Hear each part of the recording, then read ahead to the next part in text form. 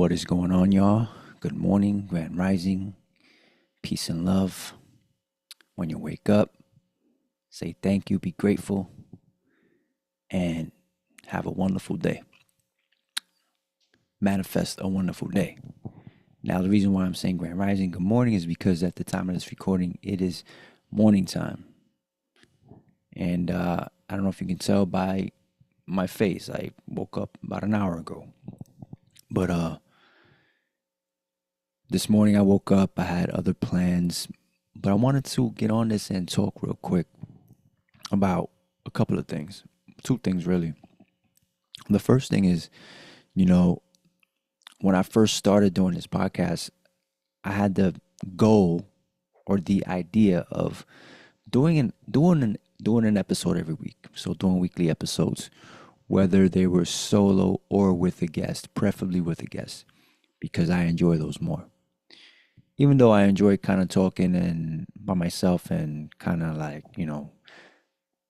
sharing my knowledge or sharing my quote unquote wisdom or experiences that can possibly help someone else and also that people can resonate with, so I don't mind these at all. I just enjoy talking to people. But when I first started doing this podcast, I had the idea of doing one episode a week. And that's cool, everything was flowing. But life happens, where you might not be able to record an episode consistently every week. And I noticed that happening. And when I'm attempting to record an episode every week and it doesn't happen, it kind of puts me in a state of mind where it's not positive, where I'm not thinking positively. And then at some point, I start to kind of feel overwhelmed at the fact that I'm forcing myself to be consistent at dropping episodes every week. So it put me in a position where not only was I not dropping an episode every week, I was dropping an episode like once every couple months. And my point is, don't force anything. Let it be.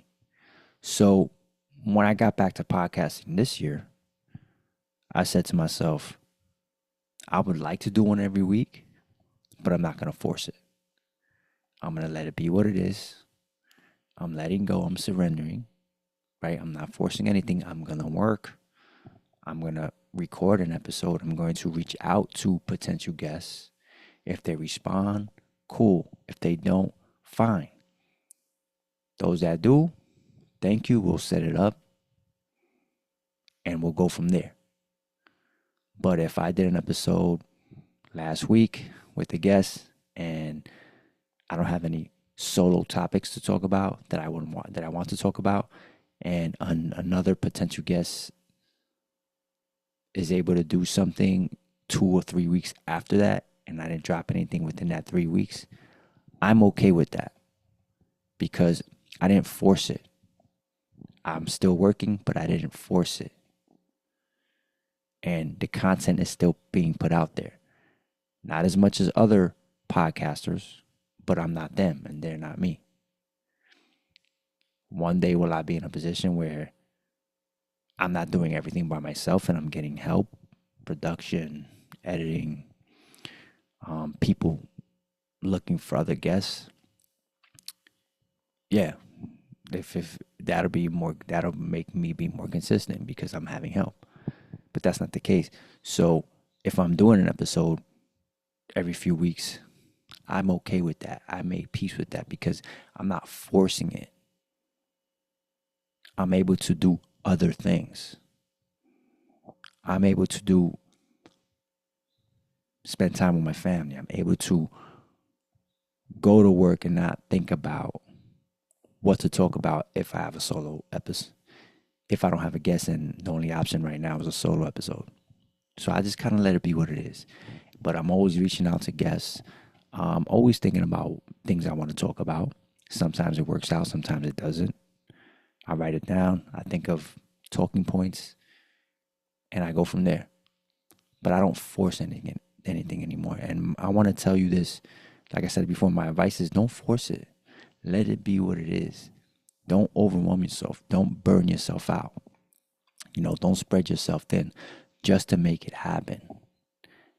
I felt it wasn't worth it because it was putting myself in a low vibrational state, in a state of stress and a little bit of anxiety because I'm anxious because the week is coming up where I should be dropping an episode, and then I don't have anything. I don't have a guest. I don't really have an idea of what to talk about that might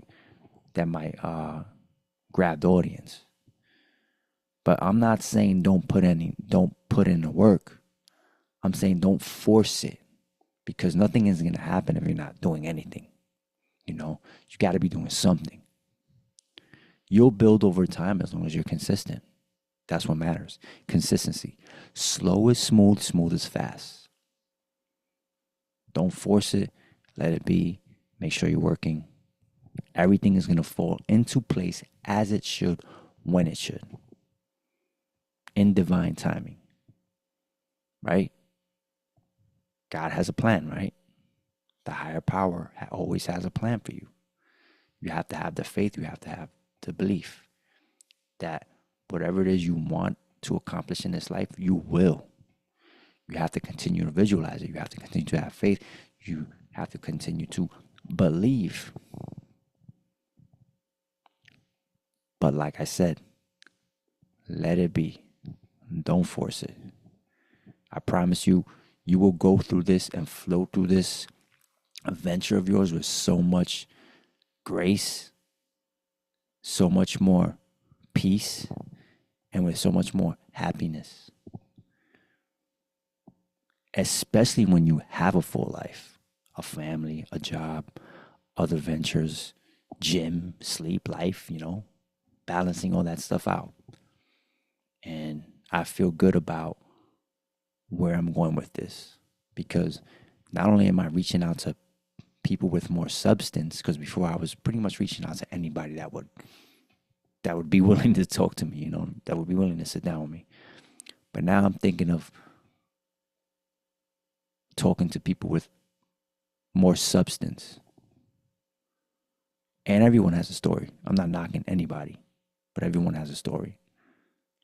But I like those deeper conversations. I like those stories that people had some sort of a spiritual awakening, religious awakening, that went from a negative to a positive and stuff like that. But yeah, so like I said, don't force it, let it be.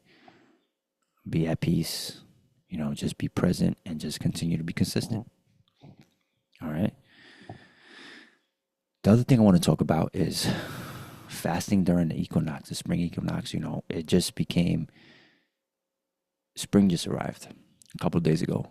And I came across this story that Cindy sent me about the benefits of fasting during the equinox. So the spring equinox, the quarterly season changing, but more specifically, I believe the spring equinox and autumn equinox.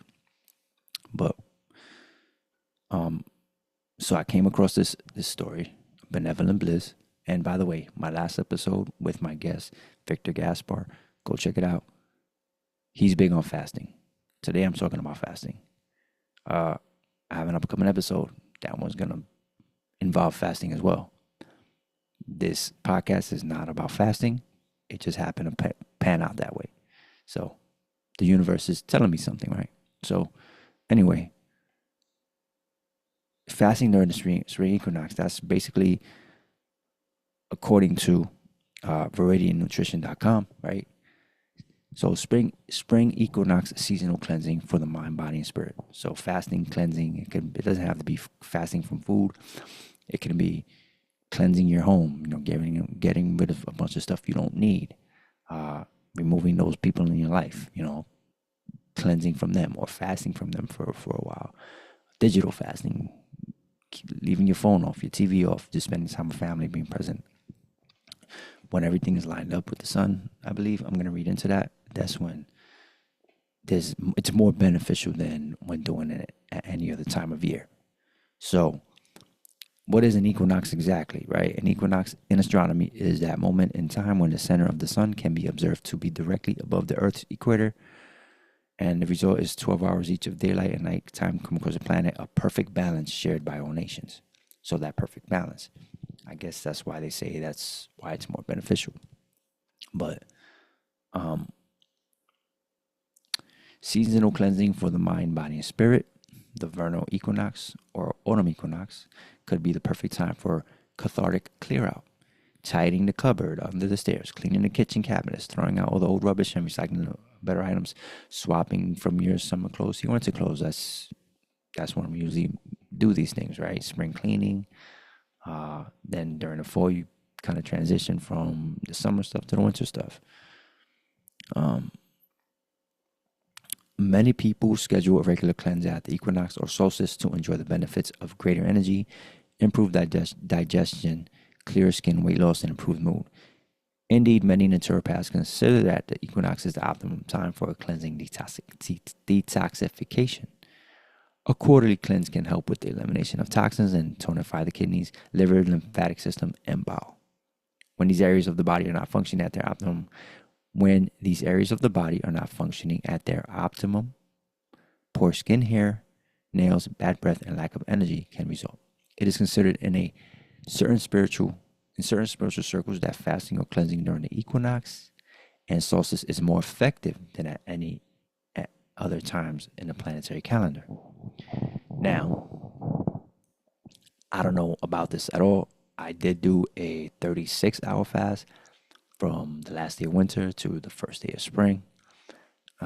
It should be longer, maybe about 3 days. But 36 hours felt like the right amount for me. I abstained from anything but water and salt. So that's all I had for 36 hours, water and salt. Benevolent Bliss, he talked about the benefits of fasting during the spring equinox, and he said he's going to do about 3 to 4 days. But I think he's doing like teas and stuff like that. You can do teas, you can do juices. It's a cleanse. It's not a challenge. So you're cleansing your body from the toxins. You're improving your skin, hair, and nails, right? Same thing with the home. You're cleansing everything. Same thing with people, stuff like that, like I mentioned before. Now, why cleanse with the clean? Why cleanse with the seasons? The body is exposed to a large number of foreign chemicals every day. The majority are synthetic chemicals that find their way into our food, air, and water. Some are considered through medicinal drugs. Some are consumed through medicinal drugs or applied in our toiletries or found in common household items and cleaning products. You and I both know that pretty much all the stuff we put on our bodies, the stuff we use to clean our houses, all of that shit is toxic. Not good for the air, not good for the skin, not good for the spirit.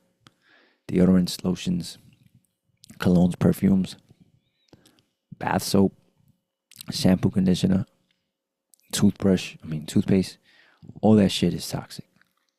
We have to find better alternatives. We have to find better options.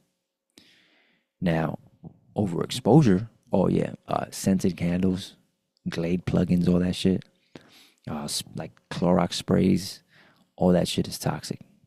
You're toxifying the air in your household. So my advice to you is this: if you even use any of this, like scented candles, air, car fresheners, all that stuff, I would say don't use it, or make sure you have the windows open at all times, most of the time throughout the day, just so you can have that natural air flowing in. Overexposures to toxic substances and an inability to properly metabolize them can negatively impact an individual's health, producing a wide variety of symptoms such as headaches, muscle and joint pain, fatigue, and allergy or flu-like symptoms. Methods of elimination including the use of plants and specific foods, along with techniques such as fasting, have been used for centuries to help facilitate better health and encourage the greater vitality. They say, and I did do an episode on fasting, by the way, so check that out. They say, right, the gut is a second brain. So when you have this gut feeling, you should usually, follow that gut feeling or pay attention to that.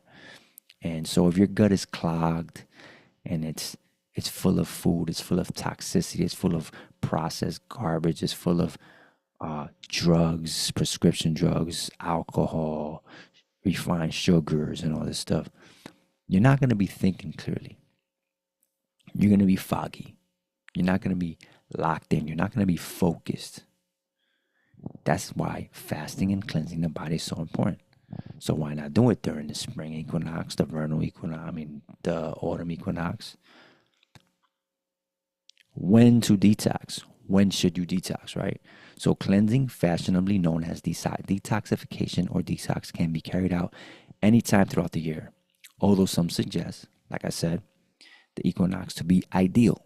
It is considered in certain spiritual circles that fasting or cleansing during the equinox and the solstice is more effective than at other times in the planetary calendar. Naturopath Deborah Allen says it is believed that the equinox affects the thickness of the blood, and when the blood is thinner, albeit only slightly thinner, it is a good time to cleanse. The blood moves faster and therefore speeds the elimination of toxins. So apparently the blood is thinner during this time of year when you're transitioning from season to season. It's crazy how the body is connected to astronomy, the universe, the greater power, spiritually, electrically, right? It's crazy. To me, that's just, it's mind-blowing to me how, as I get older and more in tune with that, how amazing that just learning about it is. Frequency of detoxification also depends on dietary habits, alcohol consumption, exposure to environmental pollutants, depending on where you live. I live in the suburbs, kind of city life, so I live by a highway, so probably getting a lot of those toxins from cars and shit like that. Quarterly is generally recommended. So fasting with the seasons, do a 3-day fast every time the seasons are changing. Now, what are the benefits? Some of you may know the benefits about, just cleansing the body, skin, removing waste, toxicity, parasites, etc.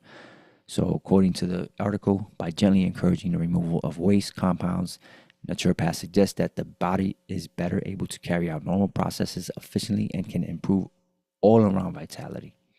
The benefits of a seasonal cleanse are often shown in skin health, energy, digestion, weight management, libido, and mood. Insufficient gastrointestinal function is recognized in naturopathy as the root of many common causes. Diseases, most if not all disease starts from the gut. What are you eating? What are you consuming? Right? The things you're putting in your body. If you have a jacked up gut, you're going to have a jacked up body, inflammation, joint pain, right? Chronic illness, headaches, fatigue, always being tired, always being moody, always being angry. All that is a result of how you treat your body, what you're consuming, right? Now, what to expect during this cleanse? What would you like to expect during a seasonal cleanse, or what to expect, right? You may expect some transient side effects, which will quickly disappear as the benefits become apparent. Now, the side effects include headaches, increased perspiration, increased breath odor, skin outbreak, increased urination and bowel movements, mild fatigue. Your body's flushing all that out, right? Not just out of your body, but out of your pores, right? You're gonna feel it in your headache because when you have a headache, because your body's going through this detox process. It's detoxing all the shit that you've been putting in your body for so long. Alcohol, drugs, processed food, heavy food. We're constantly putting food in our body, so we don't know what it's like to cleanse or detox or to be hungry for a few hours or a few days. It is ideal to set aside a weekend or 3 days of leisure to perform an effective cleanse.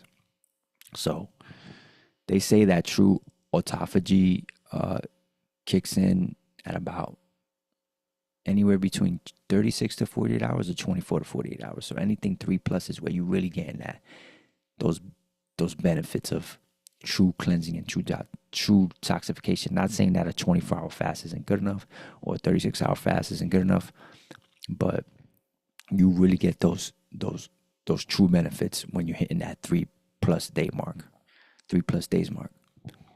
Now, when not to detox? When is it a time? When shouldn't you detox? Now, avoid cleansing or detoxification during acute illness under supervision, unless under supervision of a qualified practitioner.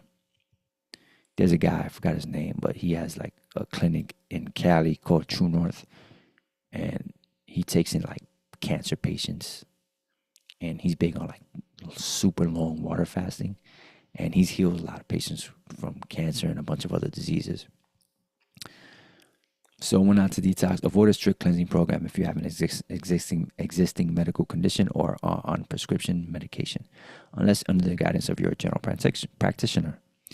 Cleansing and detox are not recommended during pregnancy and lactation. Obviously, we know that a woman needs her calories, a woman needs her nutrition, especially a pregnant woman, especially a woman who's breastfeeding, because so much is being sucked out of her, taken from her because of the baby. All right. That's it with that. That was pretty much my spiel on fasting during the spring equinox. Not my spiel, that's their knowledge that I'm reading off of. But it taught me something. It taught me that the benefits of quarterly fasting, doing a 3-day fast during season changes. Now for me, I'm still like connected with the ego, so I feel like 4 days is like, damn, like not necessarily lose my gains, but I can't. I'm active. I'm active. I like to move. I have a 3-year-old. She's active. It's hard to keep up with her if I'm on an empty stomach. So like I would do a multi-day fast, but it would have to be juices and teas and stuff like that, and not necessarily just strictly water, because that's a little too intense for the way I like to live my life. All right. That's about all I have for now. Excuse me. Voice getting raspy. I don't know why, but that's all I have for now. Like I said before, don't force anything. Just go with the flow. Be the water, right? Like Bruce Lee said. Put in the work, but be the water. Let it be. Everything's going to happen for you. Everything is going to fall into place. Like I said, when it should, as it should. All right? Think about fasting during the season changes. I appreciate the time. You're loved. You're blessed. Stay mentally fit as well as physically fit. All right? Peace, y'all.